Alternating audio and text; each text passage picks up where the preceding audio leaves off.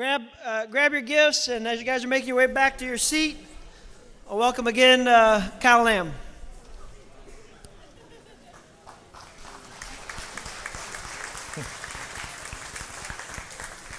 You guys are really going to clap when I'm finally done. Because I'm going to be like the clap. I'm the gift that keeps on giving up here. I'm just going to keep coming back. No matter what you do, I'm going to come back to visit you.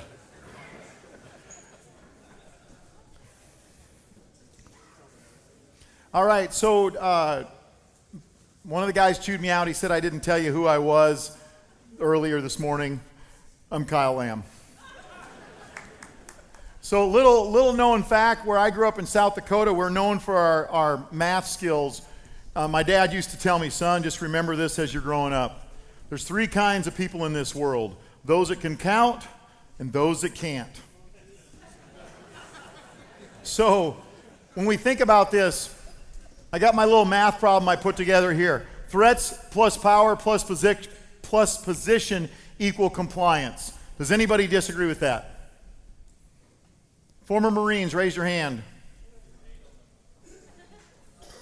When you were going through boot camp, was there some of this going on? Yeah, you had old Gunny Highway chewing you out, making you do what you got to do, and you did it. But eventually, you realized that this guy or this gal that was in charge had credibility, which gave you that intense commitment. So one of the things we want to try to do is we want to build that credibility. Yes, we can use our position. If you're the chief or the captain or the sergeant, yep, you can threaten people. You can use your position to get stuff done, but you're not going to be as efficient or as successful as you would be if you just use your credibility. I want to talk a little bit about the Civil War. I'm from Tennessee, so most of you folks are my enemy. I was on the losing side, except I was in South Dakota, so that's actually part of the Louisiana Purchase, so that doesn't even matter. It was a Dakota territory, I guess, at the time. But I want to talk a little bit about Gettysburg. So, Battle of Gettysburg, when was that? 1863. July, what'd you say? 2nd. If you say 1, 2, or 3, you're right, because it was all 3 days. July 1st, 2nd, and 3rd of 1863. July 1st, the South had some good success. July 2nd, what happened there? Anybody here from Maine? Anybody ever read a book on the Civil War? Chamberlain. Joshua Chamberlain. What was his job, sir, before he came in the military? He was a college professor. College professor for Bowdoin College. And one of the teachers that he studied under was Harriet Beecher Stowe. Isn't that an interesting fact? Some of you guys are like, never heard of her. She wrote a book called Uncle Tom's Cabin, which, an awesome book, but it's something that really changed his mind about the whole slavery issue. Okay, so on day 2 of that battle, what happened was the 20th Maine was on the left flank of the Union line. Alabama comes from the slaughter pen and the killing fields, or whatever the name of that area is down there. Devil's Den. Wide open space. These guys are taking pot shots at them from Little Round Top and Round Top. Elevated position, and you got perfect shots at these guys from Alabama. Well, those Alabama guys close the distance, and they get close enough that Joshua Chamberlain says, fix bayonets, and we're going to charge into the enemy. College professor that was successful as a military officer and did a great job that day. That's my opinion. They're like, man, you had a rough day today. So tomorrow we want you to go to the middle of the line, because that way you won't have to worry about getting attacked from the flanks. What happened on day 3? Pickett's charge over a mile of open ground against a prepared defense. The Confederates charged. Do you think there are any threats, power, and position to get them to charge across that battlefield? Heck yeah, you got a bunch of privates with either 2 left boots or no boots. They're in their lightweight, breathable wool uniforms. It's July, hotter than the hinges of hell there, and they're charging across that field. Now think for a minute. Everybody there is American, or most of the people that were there are American. Up to the estimates are up to 50,000 casualties. Did they make it? Some did. Think about that. Think about the Union Army prepared, cannon, firing canister, grape shot, all this stuff right into these guys as they're charging up there. Louis Armistead, one of the officers, he actually made it to a spot called the high water mark because that's the highest, that's the farthest they made it. He didn't die right there, but he died a couple days later from his injuries. There's a lot of this going on there, but probably the important thing is, why did Pickett then come back to General Lee and say, "Sir, we failed you, we'll charge again"? He didn't do it because he was scared of General Lee. He did it because of that credibility that General Lee had. Whether you like General Lee or not, it doesn't matter. You had Meade on the other side, who was not super stellar. You had Lee, who I think was a good general. Where was Ulysses S. Grant at that time? Yeah, where? Rhymes with Vicksburg. There you go, Vicksburg, good. So, Battle of Vicksburg. What happened at Vicksburg was there was a siege on the city of Vicksburg. Pemberton was in charge of the army, the Southern Army at Vicksburg. And he wasn't a Southerner. He was a Northerner. But his old lady was a Southerner. Or his woman, or whatever you call him, I don't know, your chick. She's a Southerner, and she said, "You're going to fight for the South." He fought for the South. His boss was a guy named Joe Johnston. Who's the other Johnston? Albert Sidney Johnston. Where was he at the time? Yeah, hopefully in heaven, because he got killed at Shiloh a couple years prior to that. So here we are at Vicksburg, and the reason that Vicksburg is not as famous as Gettysburg is because Gettysburg and Vicksburg, the capitulation at Vicksburg happened the exact same day as Gettysburg. So the 3rd is when they surrendered, but the 4th is like the official ceremony, I guess, of them capitulating to the Northern Army there. The other thing that's important there is Ulysses S. Grant. Who was his boss that was with him during the campaign at Vicksburg? No one, right? He was supposed to be communicating with Washington, D.C. They'd lost communication, so what did he do? He had his commander's intent from his leaders in D.C., and he continued with the mission. There's so many great and tragic stories from the Civil War. It's something you guys definitely need to read about. There's so many just wonderful things there. You've got Longstreet, who took over for Stonewall Jackson at Gettysburg. Where was Stonewall? He was worm dirt at that time too. So Stonewall Jackson had been killed by his own men at Chancellorsville about a month or two earlier. He rode out into the lines to check the lines. His guys heard something, they shot. They ended up killing their commander. It took him a couple weeks to die, but he ended up passing away. So Longstreet ends up being one of the primary commanders under Lee at Gettysburg. Why didn't the Southern Army know the disposition of the Northern Army at Gettysburg? Disposition means where they're at and what they're doing. Because they had this guy named Jeb Stuart who saved the day when Stonewall Jackson died. He took over for Stonewall, but then when they get up there, he's out gallivanting around the country, and he doesn't give the information to his commander to let him know where the forces are. So you can see how many good and bad things happen, but the bottom line is this: whose fault is it if Jeb Stuart's not doing his job? General Lee. Successes and failures belong to that commander. You got a guy like Longstreet. He was the best man at Grant's wedding.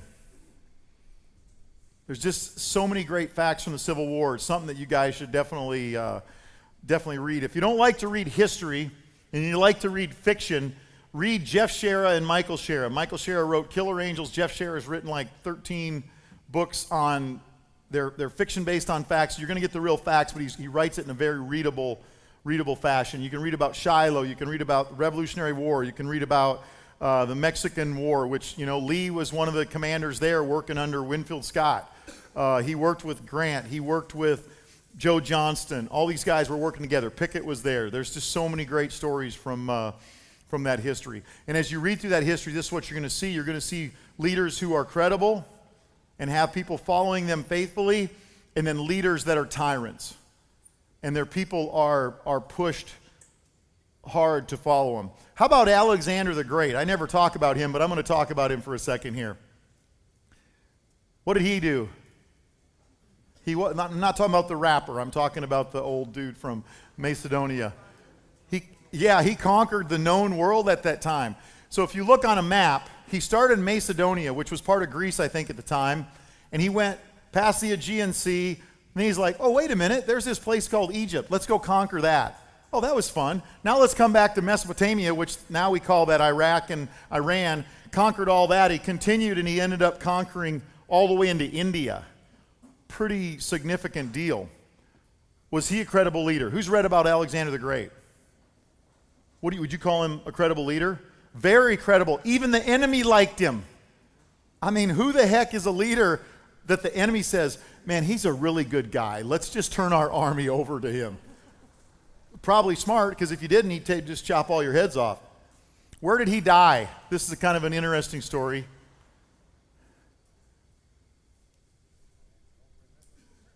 You ever heard of Babylon? King Nebuchadnezzar? You heard of him? He died in his palace. Isn't that an interesting story? It wasn't close to the same time either, so there's a lot of interesting facts that happened there. There'll be a test on all this later.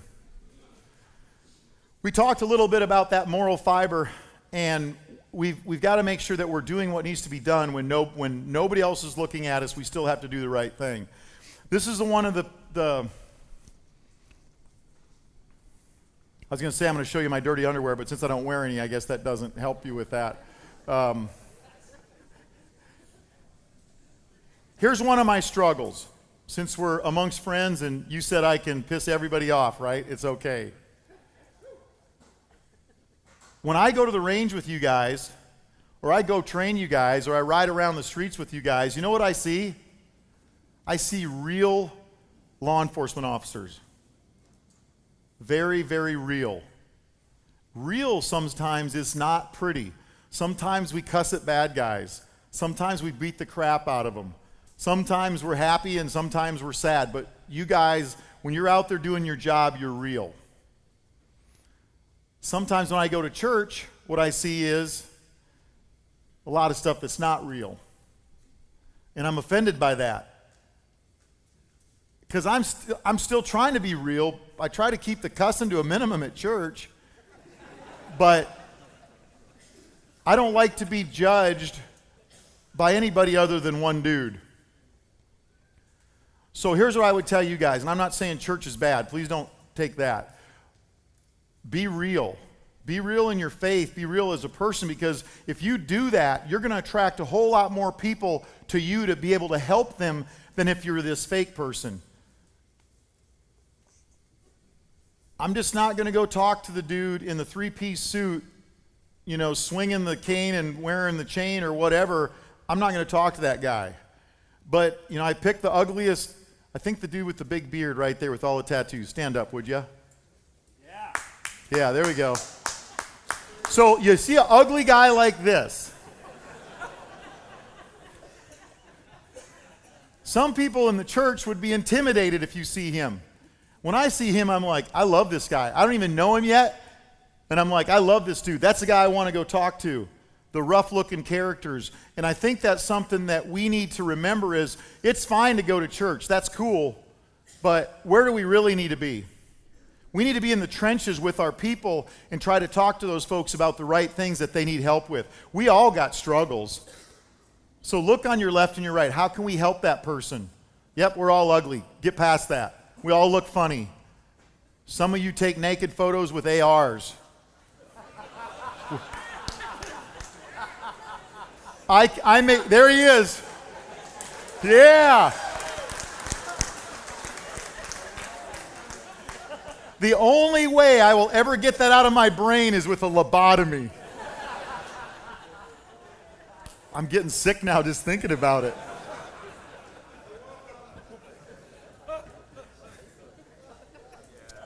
Yeah, and the other thing I wanted to tell you guys is, and hopefully in this room, I hope that there's mostly people of faith, but if you're not and you're kind of like, well, what do I do? How do I make this happen?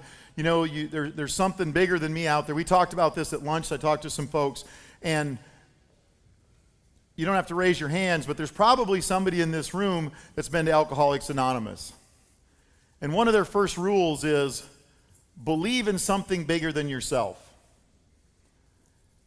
Because I'm going to tell you right now, in a battle, you yourself are not going to be successful. It's going to take men on your left and your right and something bigger than you, we all know what that is, that's going to help you through that. So, that's one thing I would tell you. The other thing, too, is I was talking to my wife. I got asked to go speak at a church, and I was really, really nervous about speaking at the church because I don't like lightning. And I figured there was a good chance it might strike if I was in a church. So, of course, I'm joking about that, but I wanted to make sure if I went to this church, I said the right things. And finally, my wife one day, she goes, what are you trying to come up with? And I said, what do you mean? She goes, you're going to go speak at a church. Just remember this, and this is a piece of advice I'll give to everybody here except for the chaplains. You're not a preacher. If you're a Christian, just be a Christian and help people around you. Let what you do and the things that you can help other people with, let that be how you're witnessing to those other folks. You don't have to be up there on a peach crate, at the PD, slapping your Bible and doing all that stuff. That's fine if you want to do that, but that's not me. I'm going to be on the range with some guys, and we're going to end up having a discussion about Jesus stuff. And it's private, A lot of the stuff that I say, I've said some of the stuff to some of you guys in private. It's for us. It's not for the rest of society. And I mean that. It's for warriors. I'm way comfortable talking to warriors. Hipsters and surfers, well, maybe surfers I can talk to. Hipsters, I don't know. I'm not real comfortable with that. So be yourself, guys. Be yourself. All right, this is something that I was talking to you. This is something that General Schoonmaker, who used to be the Delta Commander, who was Delta Commander when I actually went through our selection course, one of the things he said here was, our soldiers are warriors of character. That's a pretty powerful statement. Our law enforcement officers are warriors of character. Does anybody disagree with that? Do we screw that up every now and again? Yep, we sure do. There's good and bad no matter what you do. But by and large, you guys are really good people. You guys and gals are doing the right thing for your country, for your community, and all that. So just remember that. And we got to police our own as quickly as we possibly can. If they're not warriors of character, we got to do something about it. Is this a bad one? You must live by the same standards as your men or your women? No, it's not bad, right? Does it mean you got to be number one? No, it just means you have to abide by the same standards that you set forth for your people.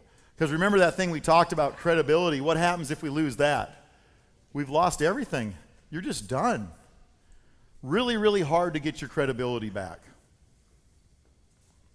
When we went to Somalia, some interesting things happened, and one that we found particularly interesting was there was a guy in the battlefield. There's a program that the Rangers used to put their folks through, RIP and ROPE, Ranger Indoctrination Program, and then Ranger Orientation Program. RIP was for the enlisted, ROPE was for the NCOs and the officers. Any former Rangers in here? Oh, I can lie like crazy then. So if you fail RIP as a private, what do you think happens to you? You're fired, worldwide assignment, needs of the Army. If you're an officer or an NCO and you're going through and you fail ROPE, what do you think happens? Worldwide assignment, needs of the Army. One dude didn't make it through ROPE, and they end up making him the battalion commander.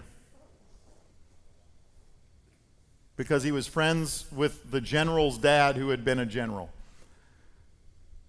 So right there, do you think anybody knew what was going on? Every Ranger private, I mean, just think LTE or whatever you guys call it on your phone. You want to talk about high-speed internet, a Ranger with a story to tell is pretty friggin' high speed. Everybody knew what had happened there. So immediately, who failed? Did he fail or did his leader fail? His leader failed because now he has a subordinate commander that has no credibility. His guys are looking at him going, you never did it. Everybody in this room did rip a rope, and you're the only one here that didn't do it, and you're in charge. Zero respect.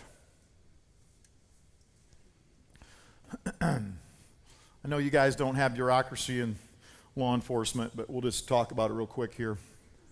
Is that a true statement? Efficient targets require efficient planning and execution? Now, some folks in law enforcement would say, well, you got to make sure about this, this, and this. Yep, absolutely. We got to follow the law. I get that. We want to make sure we hit the right building and all this stuff. So what happened to a DEA guy, he had been a basic agent going through training, good dude. He gets to his field office, and they say, we got an op plan. You've been following this guy and listening to the phones and doing all this stuff. You're gonna be the guy that writes the op plan. So he writes the op plan, he gets to the address, and he goes, well, I don't know the address. Now he knows where the guy lives, and he can drive to the front door, but he doesn't know what it says on the mailbox.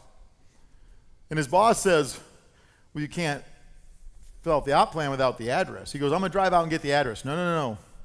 You gotta do an op plan to go find the address. So he writes an op plan, mission to find the address. Gets to the address, still doesn't have an address.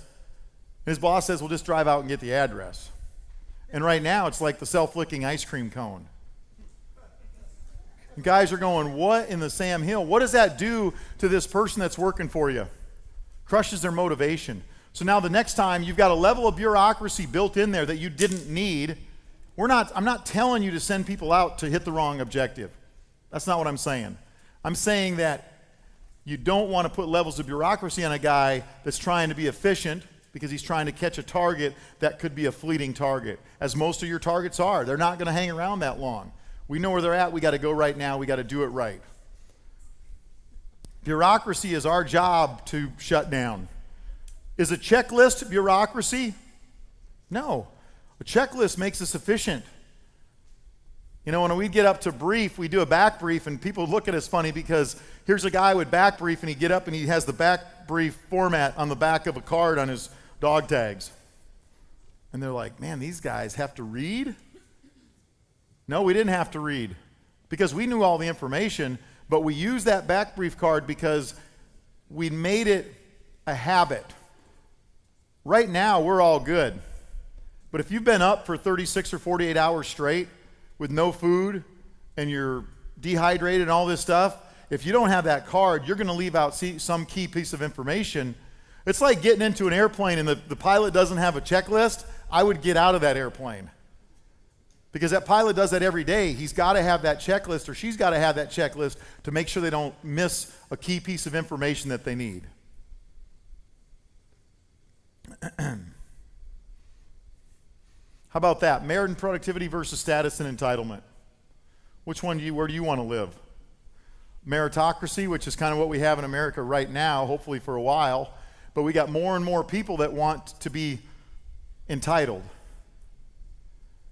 Here's what I would tell you. Don't be on that other side of that coin. Perform. Get out there and produce for your leaders so that when they look at you, honestly, you're producing. You're not the teacher that just is alive and has a heartbeat. What do they call that? Tenure? Just because you're old and been here a long time doesn't mean you don't suck. I'm sorry, I need to be positive. You might not be awesome. Anybody know who this lady is? Her name is Janice Karpinski. I know it was on the tip of your tongue to say that. She was in charge of Abu Ghraib when the whole thing happened where they were stacking up terrorists and taking photos of them naked and doing all kinds of stuff. They should have never done that. However, the point I want to make here is we talked about this delegating authority and not responsibility. They punished the two lowest ranking people at that facility. They never punished any of the middle management folks or the leader. I've been to Abu Ghraib, and I'm going to tell you what, you'd have to be stupid to not know what's going on there. Yet they punished the folks down here, they didn't punish the leadership. She was forced to retire as a colonel, and eventually I heard she got her retirement bumped up to general pay, but whatever, that doesn't matter. What I would say is this: because of what happened there, that did more to degrade the global war on terror than anything that happened. Because at that point, now the terrorists are able to say, because they're watching the news too. We'd roll them up and they're like, look at this bruise. And we're like, yep, it matches the size of my foot. And then next thing you know, I'm getting investigated. They'd want orange juice in a shower and flip-flops. They're like, I want my flip-flops. Where's my flip-flops? Okay, there's your flip-flops. There's your cup of orange juice, and then, you go pray 5 times a day. The last time I got investigated for detainee abuse, brought me in and they read me my rights. That's pretty disturbing. Maybe you guys have never had that happen, but when you have it happen to you for real, it's like, okay, this is not good. So they asked me about this guy, and I didn't know who they were talking, or this objective. It was like Objective Indianapolis or whatever. I didn't know what they're talking about. Then he opens the file, and I see the guy's picture. I go, oh, yeah, I know that guy, so-and-so, and I give him his name. That's, Abu whatever.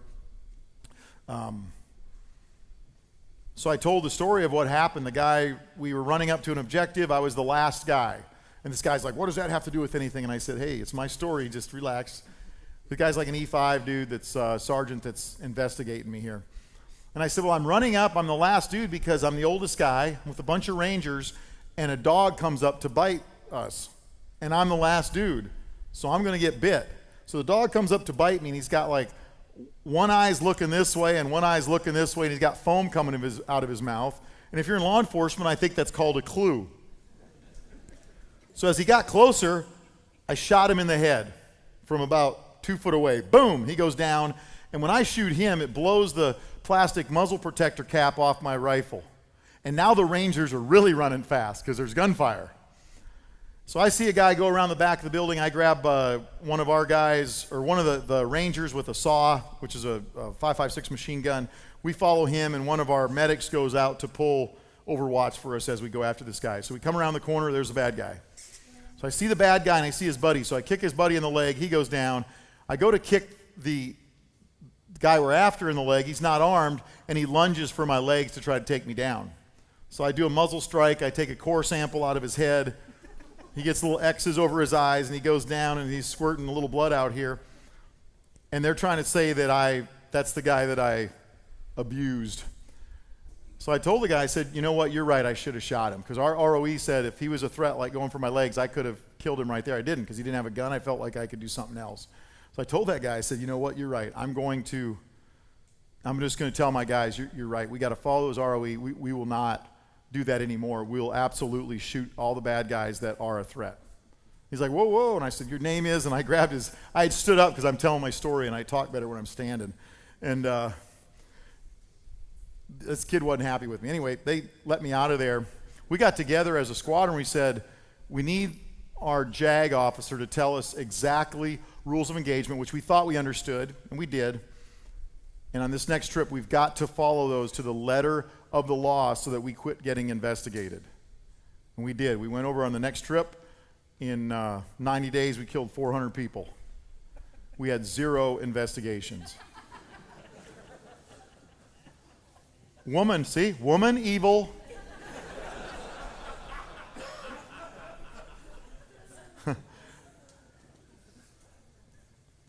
Once again, that goes back to what happened there with the lack of leadership. And it wasn't just this lady, it was the leaders above her that made that happen.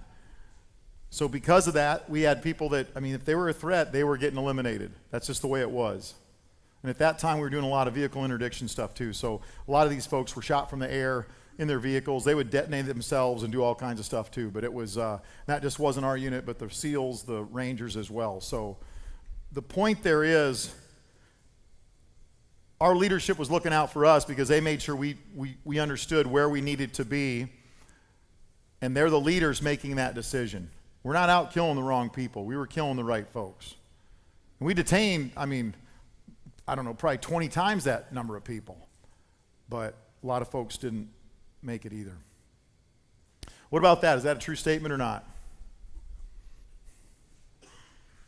When do we not have that dialogue?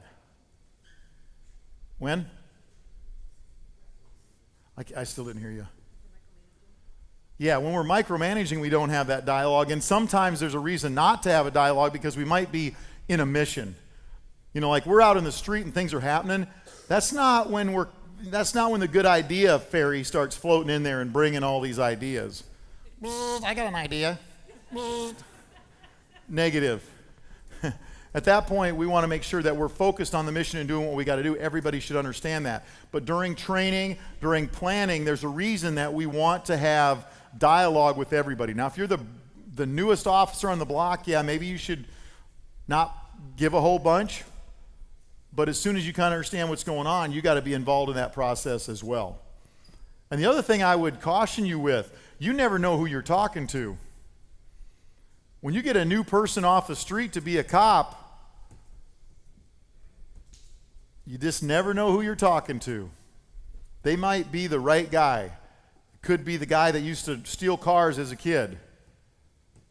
Well, for us, that's a plus. I want to know that because he's going to be the guy that hotwires cars for us when we steal them from terrorists. And I'm not making that up. We stole all their vehicles so we could use them for missions. We'd repaint them like taxis and do all kinds of stuff. Who's the best driver? Not me when you compare me to those cats. Who speaks a foreign language? Who was raised in China? Who's a former military guy that now is becoming a police officer? The guy was a ranger or Marine or Coast Guard. You're going swimming, he's the guy, right? You're in charge, bro. You know what I mean? You can always tell a Coast Guard guy because they're all 6 foot, because that way if they fall out of the boat, they can just stand up.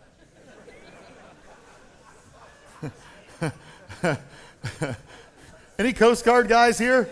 It's got to be one or two. Do we have any firemen? One. You know what firemen and law enforcement officers have in common? They both started the police academy together. Sorry. My buddy, I was talking to him the other day and I said, something, first responders. He says, no, he's fireman, he's second responder. Sorry, dude. Sorry. I'm going to stay over here because you look like you could beat me up. You do have the best mustache in the building, though. Are you related to him? Oh, my goodness. You're much better looking than your brother. Come on, little clicker. All right. We had fun. Now we're going to get upset. Mission accomplishment. Is that the most important leadership goal to you? No? What is the most important leadership goal to you? Take care of your people. Okay, now I'm going to lay out the ground rules. You must answer yes or no. You cannot not answer. Who says that mission accomplishment is the most important leadership goal? Raise your hand. 1, 2, 3, 4, 5, 6. I might have missed some of you, but that's pretty easy. Who says no? All right, good. So we're driving by a school, and there's an active shooter.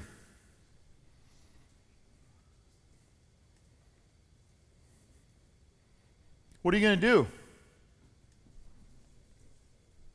No, you can't go because people are going to get hurt. You're taking care of your people.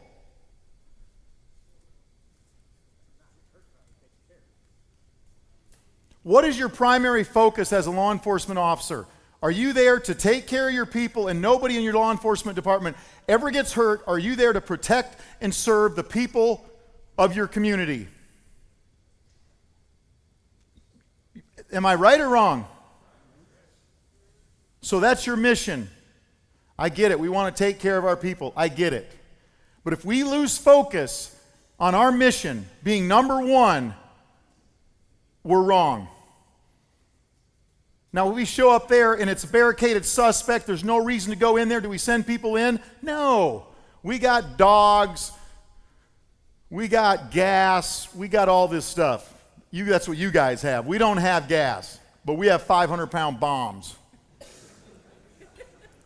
But I think you got to get, now, and I set this up like this, so don't be upset with me. Well, this guy looks like he whooped my ass, so I don't want to get beat up. I got beat up yesterday in South Bend by some guy that needed some Narcan or something. He thought I was a cop. I was like, I don't have Narcan, but I don't feel good. Okay. You probably know the guy. Billy, I think he called himself. So once again, is anybody not tracking where I'm going with this? We got to accomplish our mission. And I think here's where I see the problem. If we start to put out the attitude that the most important thing is that you go home safe, I will tell you how to cut right to that. Don't ever go to work. Stay at home. Because if you go to work, bad things happen. And that's what we signed up for. I've lost a bunch of buddies too, whether they're law enforcement or military folks. They thought they were doing the right thing, and I think they were too.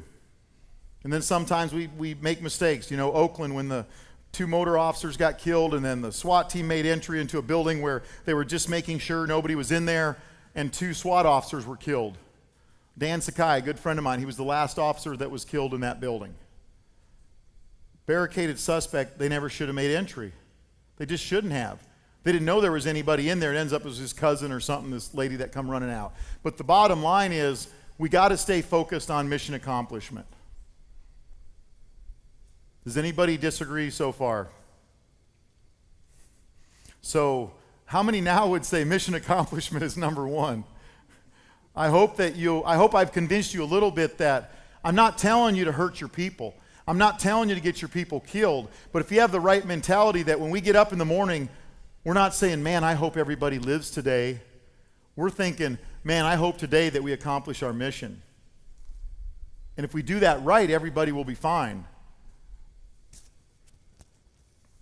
The way things go in our country and our community, people in this room are going to be in bad situations. Maybe tomorrow, maybe next week, maybe a year from now, maybe 10 years from now. But that's what we signed up for. You know, and I know you're not going to drive by that school. You're not going to do that. One of my buddies said, somebody needs to hold the horses. What does that mean? That means that some people aren't going to do it. That means that they can drive around the block one time and then that active shooter situation is going to be over, while you that have got your mind right are going to make entry in that building and do what's got to be done. You know, Parkland is a good example there. It's a sad example, but do you think if there would have been 3 or 4 officers that were waiting to go in, do you think if one of those officers said, everybody grab your crap and follow me, what do you think would have happened? You think they would have followed that person? I feel like they would. I've led a few people on the battlefield, and I think they would follow them. And if they didn't, I probably don't want them with me anyway. And while we're doing that, we take care of the right people. And who are the right people again? Who are they? Who are the right people that we want to take care of as a leader? Say again? Others. And I want to take that even a step farther. We need to really take care of the performers. Those that are giving us merit and productivity versus status and entitlement. Because a lot of times, those that are entitled or have status, what are they doing? They're like that person that's the squeaky wheel that's at your desk going, hey boss, hey boss, hey boss. Hey dude, go out and arrest somebody. Go find some crime and get busy. So we want to make sure we're taking care of the right people. And a lot of times that doesn't happen. You guys have all seen it. Maybe it's your old drinking buddy, your card playing buddy, or whatever. Well, when it comes time to take care of people, make sure you're taking care of them because they're performing their job to the highest level, not that they're your best buddy. That happens, doesn't it?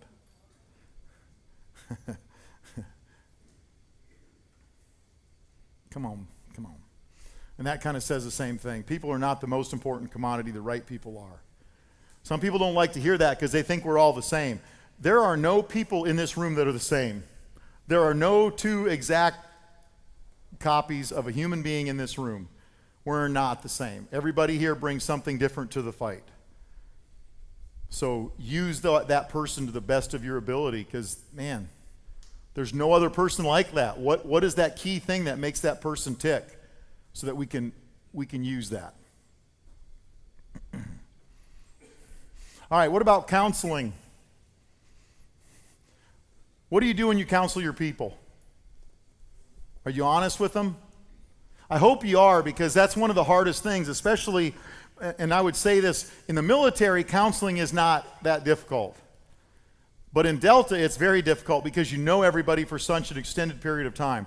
By the time a guy gets to be a team leader, he's been there at least 6 years. Becomes a team leader, and now he's counseling all these guys, so he's probably known them for 3 to 5 years. Same thing with you guys. You're looking at your buddy, and now you got to write them counseling, good or bad. We got to be honest to that person. Because what do you want? You want me to say, hey man, you know what? You're doing a great job there, Norm. Norm, you're awesome. You're just spectacular. You know what? Norm couldn't find his ass with both hands. Do you like that? You're not supposed to hear that one, Norm. So who likes that? Who likes to be told one thing to their face and then have their leader talk smack about them behind their back? Anybody? I don't think there's any human being that likes that. Be honest with him, because he'll go home and practice finding his butt. Even with the lights on at first, just to kind of train up, and then get to the lights out, and eventually he'll have it all licked right there. Just get it all, I had a guy he was one of the team leaders in my troop. So I was a troop sergeant major. Great guy. I'd put him through selection. He came to my assault team. Awesome guy. But he was doing some things that weren't working out real well. He was overtraining his team. Now, a lot of times that sounds like no problem.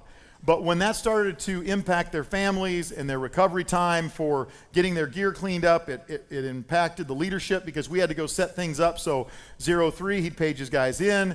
By 04, they'd be in there packing parachutes at the rigger shed, so we got to get riggers set up. Oh, then they're going to go and pack their rucksacks and get all that stuff ready. Then they're going to go jump onto a drop zone.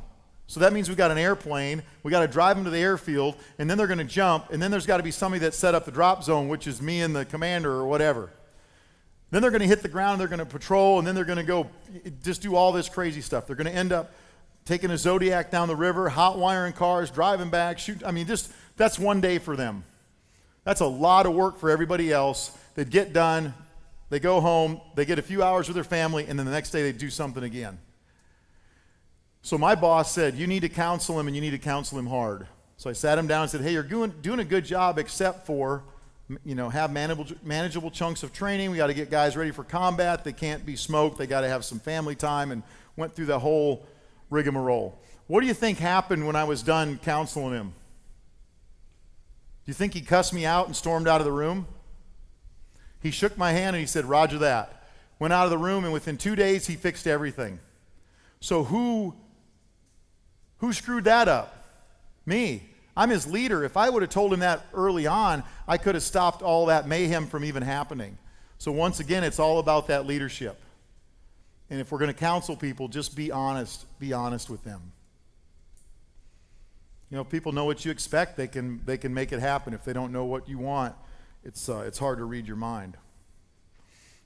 This kind of goes down the same avenue, I guess. So set realistic goals and adjust as needed. Situation changes. As a leader, be able to change that situation. Can anybody give me an example of when you would change it? You're in a situation, all of a sudden something's got to change.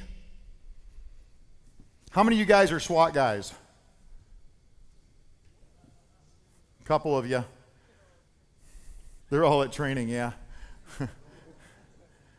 So we set up a mission. We're going to go out on target, and we get intel that tells us something's changed. Do we ignore it because we've already got a plan? We're flying out one night, and the intel guy is sitting back there watching the Predator feed. So the Predator is a drone that flies around. They're watching the objective, and he sees our guy leave building 1 and go to building 16. So we'd always number our buildings. I hear the call come across the command freak. It's like, hey, Zulu 3-1, PC just left, building 1 is in building 16. And I hear him say, Roger. So I'm listening to the assault freak and I'm thinking, okay, he's going to tell everybody here in a second we're going to redirect to building 16 because that's where the bad guy's at now. Nothing. He's in a different helicopter than me, so I get on the horn and I say, on the command, I said, the bad guy's in building 16. You want to frag this thing or what? Frago, which means change the mission there. He comes back, negative. And I'm like, I want to scream at this point. I'm like, hey, boss, the bad guy is in building 16. Our primary objective tonight is the bad guy. Over. All of a sudden on the assault, he goes, all elements, this is Zulu 3-1. Hey, our PC moved to building 16. We're going to assault building 16 first. Everybody roger back. Everybody rogered as far as the team leaders and the pilots, and we hit building 16 and got the guy. This guy, great guy. I had a little bit more experience because I'd been in the unit for, at that time, 10 years. He'd been in the unit like a year. I'm not saying he's a bad guy, but it's my job as a leader with him to help to mentor him, to bring him up to speed as well.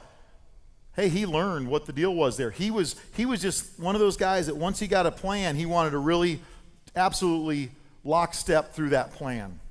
And what I would caution all of you here is you got to be able to change what that plan is. How about with your children? Do you ever have to change your goals for your children? No, never. Hey, let me tell you, your kid starts playing pee-wee hockey, and you're like, this guy is going to be the next Pittsburgh Penguin. And then you realize this guy's no Mario Lemieux. Your kid sucks, okay? Change your goals. It's going to make everybody happier in the long run. And I say that because that one hits close to home for me. I never did that because I always knew my son sucked. But no, he was good. I just knew he's not going to be Mario Lemieux. He's not going to be that kid that goes to play NHL hockey. Whereas some of the families were like, they're in it from the time their kid's like 7 years old. This kid's going to play in the NHL. So then the kid ends up, one, having no education because they pulled him out of school to go play junior hockey. They spent a lot of money. So now they got a kid that's uneducated, doesn't have a job, and they spent all their money, and he's not playing hockey anymore. Yeah, if you got a dream and you can pursue it, God bless you, go after it. But don't be afraid with your children, too, to adjust those goals because, man, you never know. I used to play the piano. I still do every now and again, but I hated that. Now I wish my mom would have made me stay playing that stupid thing. Or the guitar. My son plays guitar. If you like hip-hop music, check out Lucas Lamb Vibe With Me. He just came out with some new music. You'll have to check it out. You might better like hip-hop, though. It's pretty interesting. So read that second one. Tell me which one you want to have. Spurs or brakes? Why brakes? Who said that? Why is that, sir? Easier to redirect than it is to get them going. Right, it's easier to redirect than to get them going. Good example of that, I had this dog, Dixie Belle Yanka. She's this big black German Shepherd, beautiful dog. And I found a little piece of brick in our backyard. My neighbor's building this brick walkway, and the guys out there were throwing bricks at my dog. So I come home early from work one morning, and I'm in the bathroom, and I see these guys working, and I said, phew, there goes a brick towards my dog. And I was like, I don't like that. So I go out there, and I walk up to the fence, and I said, hey, man. Guy's like, what's up? And before this, when my neighbor was mowing his lawn, he was a retired military guy. I'd have her sitting beside me. I'd be drinking a cup of coffee, and I go, Dixie, you want to get him? And you know how dogs are like, and they quit breathing. So he'd go the other way, and I go, Dixie, get him. She'd go running towards this guy, and I go, Dixie, come here. She'd come back. She's like, what? He doesn't even know. He's just mowing away.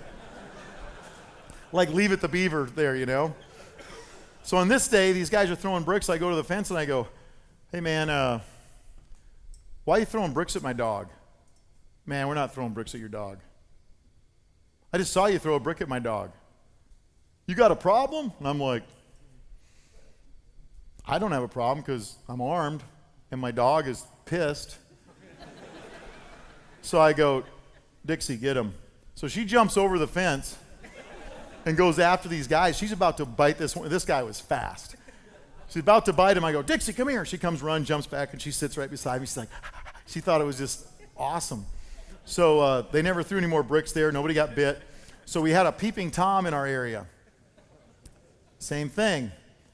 I get a description of this guy, and I'm like, if I see this dude, I'm just going to run him over with my truck or something. Well, I'm getting ready to go out the door, and there's a dude, that's him, sitting on his, 10-speed bike at the end of our driveway. I'm like, oh, this is perfect. So I go to the back of the house, and I open the door, and there's Dixie, and I go, come on in. And she's like, in the house? So she comes in the house. She's like, wow, this is awesome. I take her to the side door, and I go, let her out, and she turns around, and she sees him, and I go, get him. So she's running over there to this dude, and she's getting her tail's wagging. She's hauling ass over there, and all of a sudden she's like, she looks back at me like anytime he's going to call me off. And she bit this dude, and I let her keep biting until the cops got there. So the moral of that story is it's a whole lot easier, talking bad about firemen earlier. Think about what firemen do. There is a house or a building on fire. Have you got that in your vision? And they run into it. They're dumb. Would any of you do that? I would not do that. There's no way I'd run into a burning building. Now, if you say, that building's on fire, but there's a guy in there you get to shoot. Roger that, I'm going in. But there's no way that I'm running into a burning building like these firemen do. Thank the good Lord that they're doing what they do. And they have that mindset. Once again, they show up on site, and they're not thinking, man, I want everybody to go home safe today. They're thinking, what's the mission? Our mission is to put out this fire, treat anybody that's injured, wounded, whatever, and do our job. So once again, we want to have people that are leaning forward. And it's going to help you guys as leaders, because it's a whole lot easier to say, hey, stop, and guys, stop, rather than, let's go. Come on, you got to get going. I want you to go. You guys have all seen that. What time do I have to stop? Not 5. I got to. Okay, good. Man, I got more lies. So this is a picture of the Pakistani stadium. This is in Mogadishu. And the reason I use this picture on this slide is, okay, your desire to win exceeds a fear of failure. You all can read that. But this is a picture of the guys that came out into the streets to rescue us in Mogadishu. So they know what's going on. A lot of these guys already been out there and had the crap shot out of them. We already had several wounded and dead from convoys that were trying to bring the bad guys back and then make another push out there. And to even add more to that, they've got Cuck-Vs and Cut-Vs that are unarmored vehicles that they've put sandbags in for a little protection. That's all they've got. They got a few Humvees, and if you look, you can barely see the one Humvee there, but it's not armored either. Then you got Malaysian APCs, and you've got Pakistani tanks. First of all, they know they're going to a gunfight. They don't have armor. And then the guys that do have armor are not even Americans. They're doing it for their fellow soldiers out there. Malaysians and Pakistanis. We don't really agree with everything politically that they do, right? But all of a sudden, here they are in Somalia, and they're going to help us out. Malaysia. What's the primary religion in Malaysia? Islam. There was nobody there at that stadium walking from vehicle to vehicle saying, are you Muslim? Are you Christian? They were saying, our fellow man needs help. and we're going to put together a rescue force, and we're going to go help them. I just see so much hate these days. I get it. I say stuff I probably shouldn't say too. There's probably only one or two people that I really don't like, but Kaepernick. Sorry, just do it. You know what I'm saying? I just had to say it. Just had to say it. If you are in a leadership position in your department, raise your hand. So what I would caution you guys with that are in leadership position, guys and gals, remember what it was like when you were an officer. You're ready to get out there and get busy. You're ready to do your mission.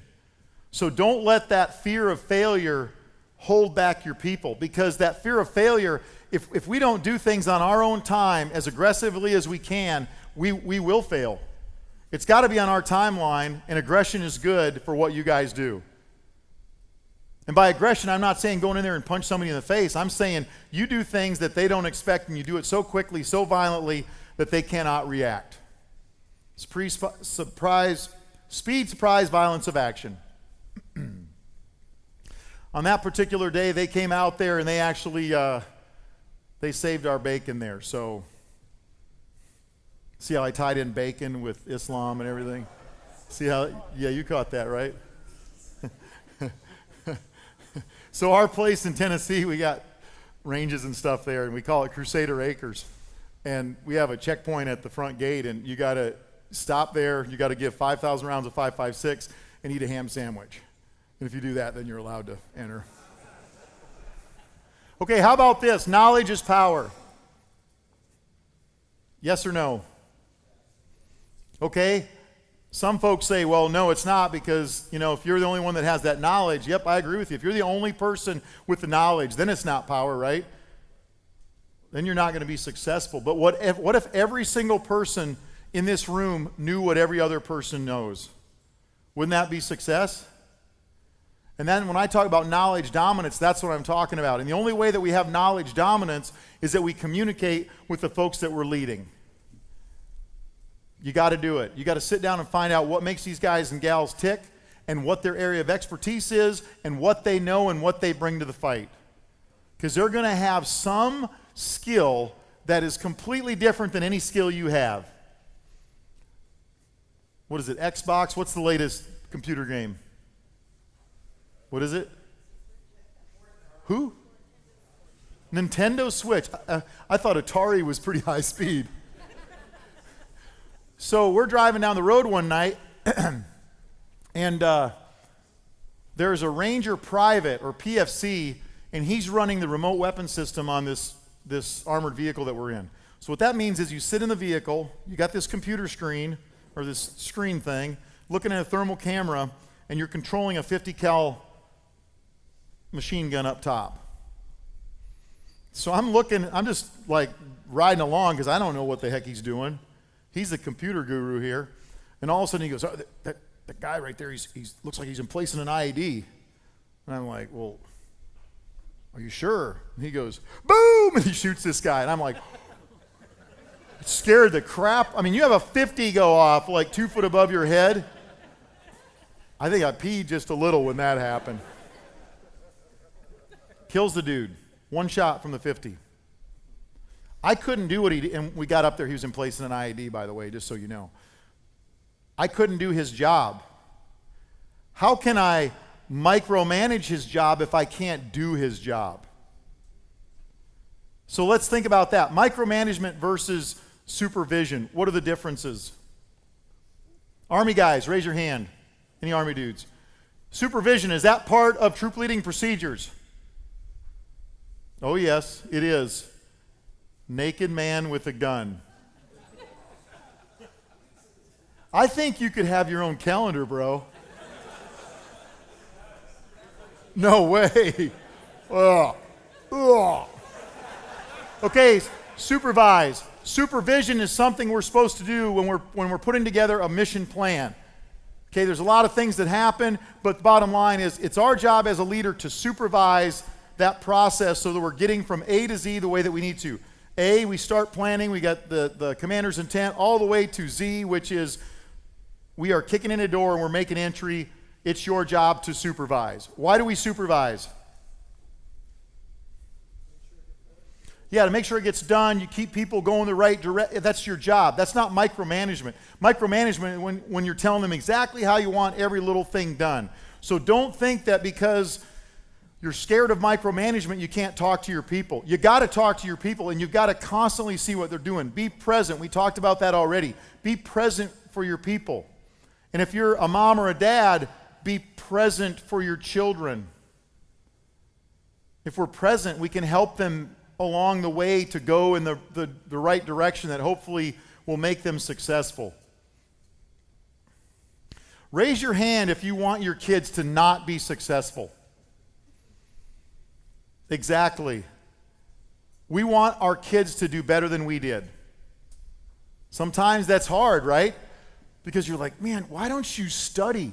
I am paying for your college. And hey, bro, pay for their college. Get them to study. Get them through there. Get them moved on to we got to help them along the way. They're our kids. They're not some dude that you're sponsoring. That's your kid. That's your daughter. That's your son, or whatever it might be. They'll change your diapers one day, hopefully. So on this particular mission, it was kind of funny. A ranger took this picture. So I'm pointing at an objective that the guy over to the left there with the bad complexion, he stepped out of this moss that we were clearing. And he said, there's a vehicle from this cell that's writing this, the pamphlets, the propaganda pamphlets. And I pointed and I go, you mean right there? And he goes, roger that. I said, well, go get him. It's not part of our mission set that day, but go get him. So he grabs his assault team. They run over about 100 yards. They roll up all these guys. They roll up like 6 or 8 guys. We rolled up the whole cell. I had no clue. Thank goodness I had a good guy that was working for me. How did he know about it? Well, instead of reading Maxim magazine or something before he went to bed, he's reading intel reports.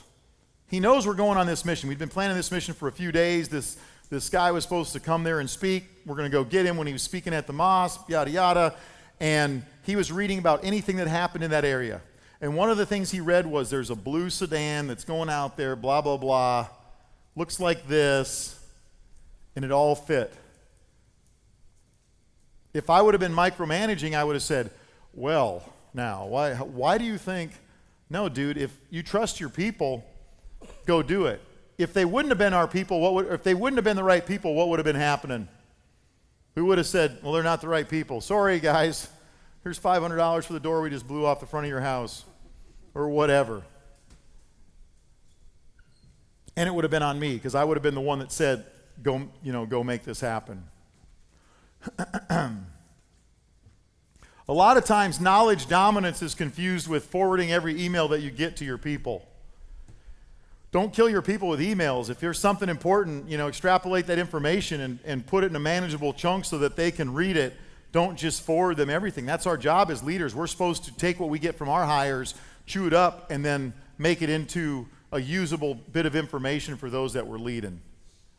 Okay, I want smart people. If you walk into a room and you're the leader and you're the smartest person in the room, what do you call yourself? Either stupid or screwed.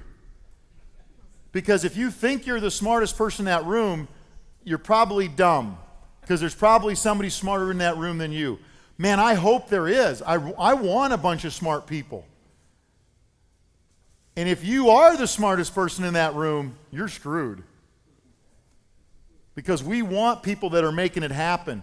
We want these men and women that are sitting at the table that they're ready to jump in and they know as much, if not more, normally way more than I would know.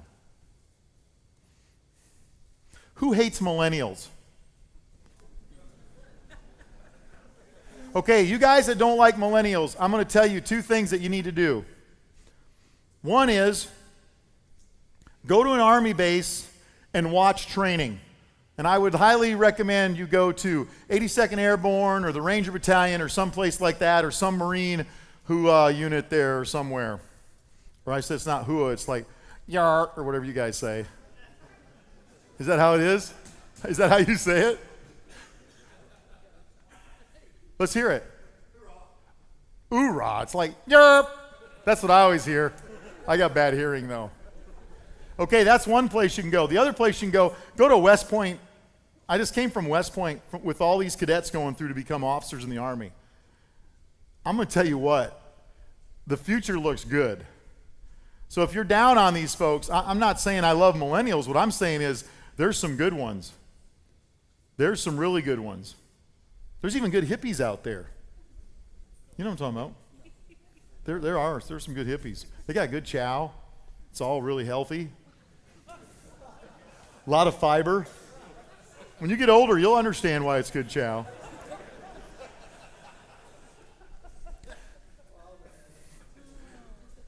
So what about that? You can read through these if you want. Pay attention to that last one there. Once you know the right thing, do you have the discipline to do the right thing? And equally important, to stop doing the wrong thing. How do we stop doing the wrong thing? What's your technique there? If you're going to teach people how to stop doing the wrong thing, how would you do it? Well, yeah, you say do the right thing, but what is your technique? Say again? Lead by example, that's a good one. Maybe it's in your task list. Like, hey, today, here's what I'm going to do. You pull out your notebook and you're like, okay, today, I don't want to micromanage, so put that on the top. Do not micromanage. Got some notes for you guys. Yeah, have a good one. Let me know if you need anything. And whatever it is that you can bring that to the forefront so you see that and you make yourself aware of it. Write it down. Make it something you pray about. Make it something that you talk to your people about. Hey, if you catch me doing this, tell me. You ever heard of the one-upper? We call him the transitioner. One time I was out hunting bear. We hit a bear with a Corvair, and then we ate the bear. What? We used to skeech. Do you know what skeeching is? Skeeching is when you jump on the back of a train. So I skeeched around. This isn't the one-upper. This is the story. So we came back from a night on the town in Sarajevo, and we totally made this story up. We told the guy that we were down at the office of the high reps or whatever. They had these big chess pieces. They're like this big. So one of our guys goes out there to play. Now remember, this is all a lie, so just bear with me. One of our guys is playing chess with this little Serbian kid, and he castles. And the little kid started crying, and we almost started an international incident. So then I skeeched on the train down Sniper Alley, and then the other guys finally, they skeeched down there to catch up with me on the train. And then one of the guys got in a drinking competition with a local, and they were drinking Slipovitz, and then they were breaking the glasses on the wall. Total lie. So we tell this whole story, and the guy I was working for, he's like, I told him before, I said, this is going to be made up. So I tell him, and everybody leaves. He goes, dude, we need to talk. You can't be doing this stuff downtown. And I go, dude, I told you none of it ever happened. And the guy we wanted to do the transition didn't say a word. And we're like, well, that backfired. We go downstairs, we get in a vehicle, gets in, I start the vehicle up, and he goes, we used to skeech from, he's like in the Midwest. If you jump on a train in the Midwest and go to another town, you won't get back home for like 6 months. It ain't happening, you know what I mean? So I'm like, you're a friggin' liar. So if you're the guy that likes to always one-up everybody, it would behoove you to tell some of your people, hey, if you catch me telling these stories when I probably shouldn't, just, use the code word of moron or something like that to get me to change what I'm saying there. So whatever it takes to try to change our trajectory so that we're improving what we do. Maybe it's something where you just want to be more positive. Then that's easy. Put something, write something about, hey, try to be more positive today or whatever it might be. Say something nice to somebody because everybody thinks you're a curmudgeon. Do something. Wear a different hat because this one's getting old. That people are sick of seeing this hat.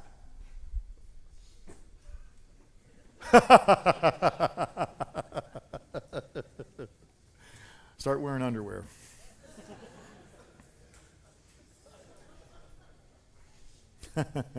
Oh, there's a story there. Okay, so I talked a little bit about commander's intent. What was commander's intent again? Remember that? Earlier this morning I talked about commander's intent. It's end state, right? So it tells you what your end goal is for your mission. And all of our missions are different, but what's our end goal? And then let your people find out how to get there. I'm telling you, these people are brilliant. They're going to come up with way better ways to do it. Now, if you have an issue with something that they might do along the way, like, okay, we're going to assault this objective, you cannot burn the house down, then tell them that up front. Because otherwise they'll be like, trying to burn it, and you'll be like, whoa, wait a minute. In business, they call it a vision. I don't particularly care for a vision statement because I'm a military guy. I tried to warm up to all this, clear guidance, that makes sense. Commander's intent makes sense. Vision doesn't make sense to me because I'm a military dude. So try to find things that make sense to you.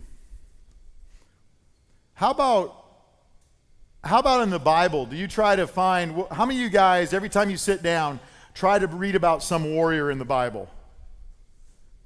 That's what I do. I'm always looking for, where's the best war story? And it's like all war stories. As my wife said, she goes, war is terrible, and the Bible is completely full of war. Because there's just so many unbelievable war stories that are in there. So, maybe you open it up a little bit and try to figure out something better to read. How about this one? Motivation, giving ownership or authority to subordinates. Does that help or not? Why does that work? Tell me why that works. Yeah, because they're responsible for it. And this is something about human nature. I can't explain it. I'm not a psychologist. I just use their services a lot. We all do this. Every one of us, when we get put in charge, I don't care if you're introvert, extrovert, whatever. You just want, for some reason, we want to do better when we're in charge. So if you have somebody that's not a performer and you put them in charge and they perform very well, what does that tell us? Say again? Yeah, they're underperforming. So now that gives us that chance when we counsel them. What do we say? Hey man, we saw you did a great job there. Rufino, man, you did a really good job when we put you in charge of this mission the other day. It was awesome. So when other guys in charge, why don't you try to raise your performance up like that? I really like the way you were working. Try to support those other guys a little bit better. You know what I mean? And that's something that hopefully they see that and go, yeah, you're right, I did. I was helping more because I was in charge than I was when I wasn't in charge. And hopefully what you're doing when you're not in charge, you're doing absolutely everything for this guy to make him successful. Because that's what we want to do as followers of whoever it is. And we follow this guy because he's credible. A baby? I didn't even know the baby was in here. I would have been cussing and everything. Doggone. That's awesome. Snuck right up on me, the little bugger.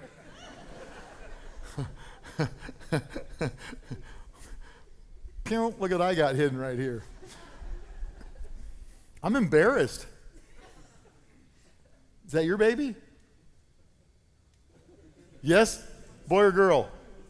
How old? Oh, man. Nothing better than the smell of a newborn baby. Is there not? Maybe gunpowder, but newborn babies and gunpowder, two things that I love.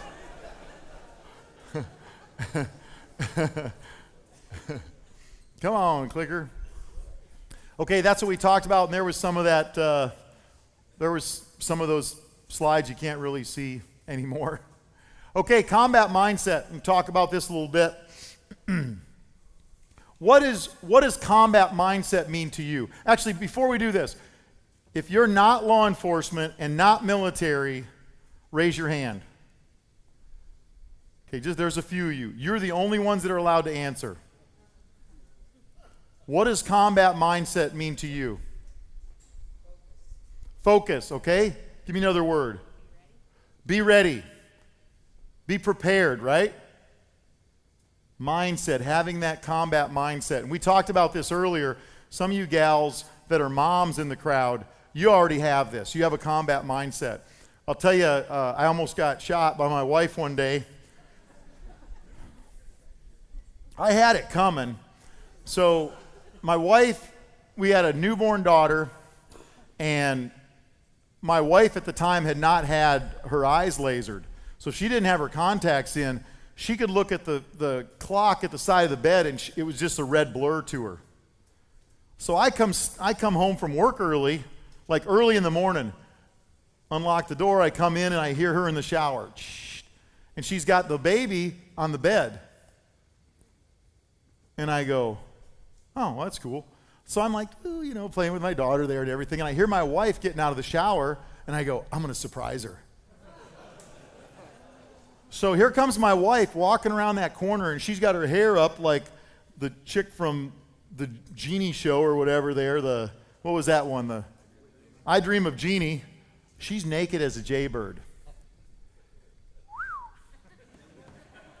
Comes around the corner, and I'm behind the bed, and I go, ha, like that. And she goes, and she grabs that baby and tucks her in like a football, and she goes flying around the corner. I'm like, hey, it's me. And she turns around, and she's mad, and she's naked. And I'm like, you are so hot. So then our son was born.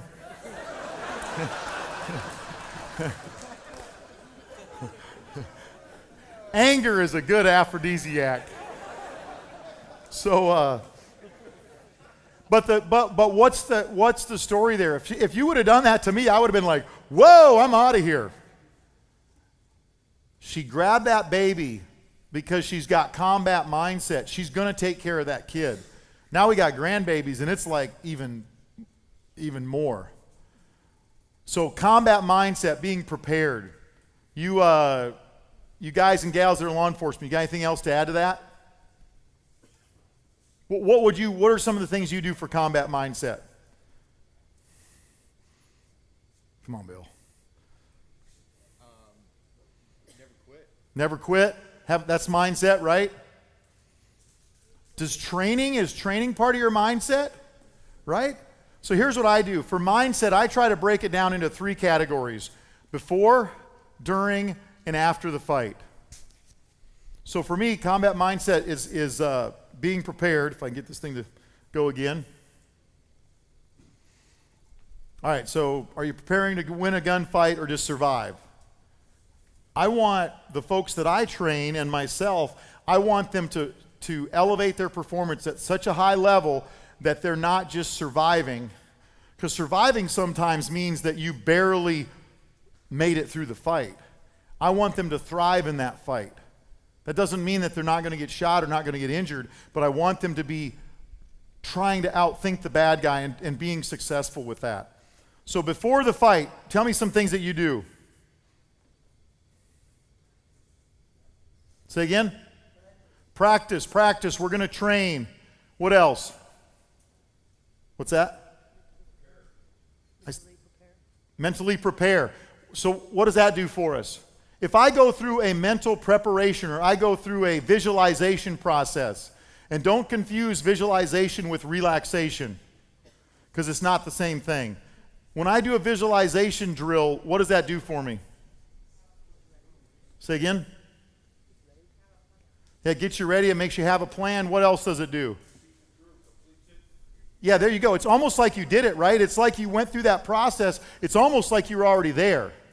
It's so much like you're already there that it'll actually, and we've proven this time and time again. Have you ever seen a professional athlete when they're getting prepared to do something? They do a lot of visualization stuff. I had a guy one time, I'm like, so anybody here ever play professional sports? The guy's like, yeah, I played in the NHL. I was like, did you visualize? He goes, no. And I said, you weren't there very long, were you? He's like, yeah, no. Those guys that they're visualizing all this stuff, our guys would get ready to jump out of an airplane. Every time I ever jumped out of an airplane, I went through that visualization process. Okay, look at my altimeter, check over my shoulder, wave, check again, pull, check to clear that burble so that my pilot chute would get away from me. We would do jumps with civilians. The only difference there was they're doing throw out chutes from down here. And they're going through the same thing. They're looking, Going through that same process. Every single jump I ever made, I went through that process. So mental rehearsals.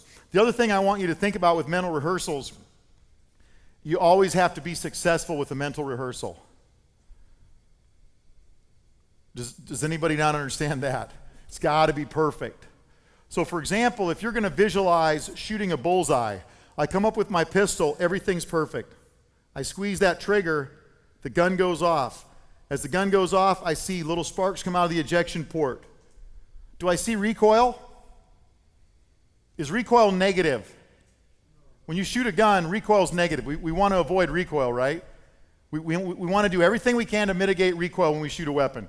Otherwise, we would just, let the gun do whatever. No, we take that left hand and clamp it down, can it forward so that we can bring that weapon right back on target. So recoil is negative. I don't see that when I'm visualizing. When I shoot that round, it goes right through the center of the target. If it's off to the left an inch, I start with that round again. So you can see how if you're really going to be good at this, it's going to take a lot of practice just to get through that visualization process. Our guys would be getting ready to go on objective, and they're the breacher.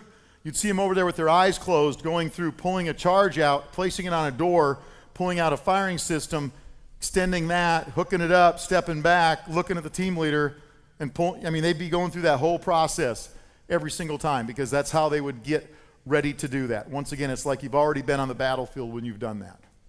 So whether it's sports, whether it's something that you're doing for law enforcement, it's something that we can work on. It also helps, visualization also helps if you're doing something that's not normal for you. So for example, you're figuring out how to get a pistol out of your holster with your left hand. Let's say I got a appendix rig. How do I draw that pistol and then roll it around so I can do it? Oh, I'm limber enough I can reach and do this. Oh, I got a pistol on my leg. Do I have to pull it around before I go through that process before you actually go to the range to do it? So I go through the visualization. Hi. She's waving at me. Hi. That means 5 minutes, sorry. You can't stop me now. Actually, probably can. She can just shut me off over there. So what else do we have to worry about before we go? We're in the before phase still. Gear prep. What's the right gear and is it prepared to do what it's got to do? Check those dates on your body armor. For us, if we ever dropped our body armor, that plate was unserviceable until it got x-rayed. We'd see guys come back, from other units, they're throwing their plates over, we're like, you just threw your plates. Yeah, what's the big deal? That's what's going to save your life. It's made out of ceramic. If it cracks, it's already like it's been shot. So we're going to, we keep our stuff x-rayed. What else do we have to do before the fight? Combat medical, know how to do med stuff. How about a will? That sounds terrible. But ultimately, what we're looking for, combat mindset means we're focused on combat. Thriving in that gunfight, not just surviving. If we're thinking as we're in a fight, man, I hope I don't get killed because if I do, I don't have a will. I hope that when you're in that gunfight, you're thinking, I have got to do my job. And if something goes terribly wrong and you pay that ultimate price, that's terrible. But we can't go into the fight thinking that's what's going to happen. So the will is super important. What about understanding the notification process? That's a big deal, isn't it? When Dan Sakai and those guys were killed, a couple things happened. One is when he was shot, they took him to the first responders there, the medics, fire guys that were there. They wouldn't take his body. They were thinking that they might still be able to save him. They wouldn't take his body until they pointed guns at their faces and then they started treating him. Okay, that shouldn't happen. Before the fight, you guys that are in leadership positions, what should we be doing? We should be coordinating, making sure that fire, EMS, law enforcement, we all know how we're going to work together because we are all on the same team here. We like to give these fire guys a hard time. That's what we do. If there was a whole bunch of fire guys here, I'd probably keep my mouth shut. I'm not completely stupid. What else do we have to worry about before that fight? How about, how many of you guys have been to Dave Grossman? Okay, good. If you haven't listened to one of his seminars, I would highly recommend that you do. Now, I'm going to tell you this. I disagree with about 90% of the stuff he says. And I say that in a very positive manner because he made me think. And that's what he's trying to do. He's giving you examples, and what he's trying to do is get you to think on your own. And that's what he did to me. And I'm like, man, I disagree with that. What do I really think? Go and sit through that process so you understand what could happen to you when you're in a shooting. You know, if you're going to have auditory exclusion or you know, tunnel vision or things like that, you know, what might happen. And then also for you guys that do a lot of training, one of the things I would also think about is, you know, what is the ground truth? If we train to a level, are we going to perform different than the guy that trains to this level? A lot of guys say, in a gunfight, you'll never see your sights. The proper quote should be, the untrained shooter will never see their sights in a gunfight. The trained shooter will, because we're going to train at this level, 110%. Every day, pushing as hard as we possibly can, and that means we're going to screw a few things up. And then all of a sudden, we get in a real gunfight and we shoot at 95%, which means we can do it, it's repeatable, we can draw that gun always that fast, and so on and so forth. As long as our 95% is like 120% of the bad guy, that's going to help us win that fight. But if we don't train, because the bad guys are training, you guys know that. They're out there doing stuff too. Their training might be different than us, but there are some bad guys that are actually training. So we got to keep trying to push that envelope. And we're always starting from a disadvantage anyway, because the bad guys are making all the decisions for us. We don't walk in to shoot them and go, well, that was easy. I mean, sometimes you do that, but, right? No? Okay, I lost my clicker. What do I do with it? Let's do one more slide, and then we'll, actually, no, I never mind that. We're going to stop right there. Anybody have a question? One question. No questions? Okay, yes, ma'am.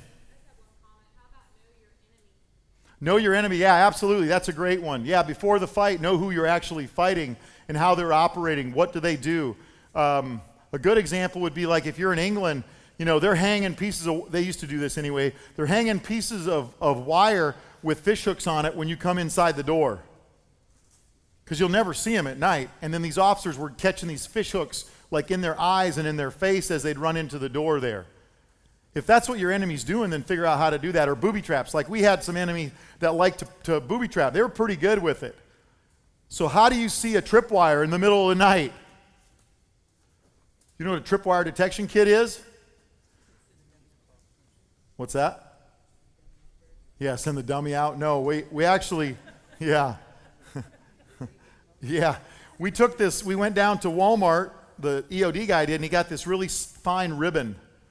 And he takes this ribbon and he puts, you know, those where drill bit comes, and he weighted one end of that little plastic thing that the drill bit comes in, and then he had a finger loop on the other end. It's weighted, you just take it and you throw it down the end of the hallway, kind of like a piece of fishing line when you're fly fishing. It would hit the end, it'd put slack in it, and then this ribbon would just settle just slowly down to the ground, and you could see every tripwire. And then the other way we did it is with our night vision. If you're really slow, it's a very methodical deal, but you could see tripwires.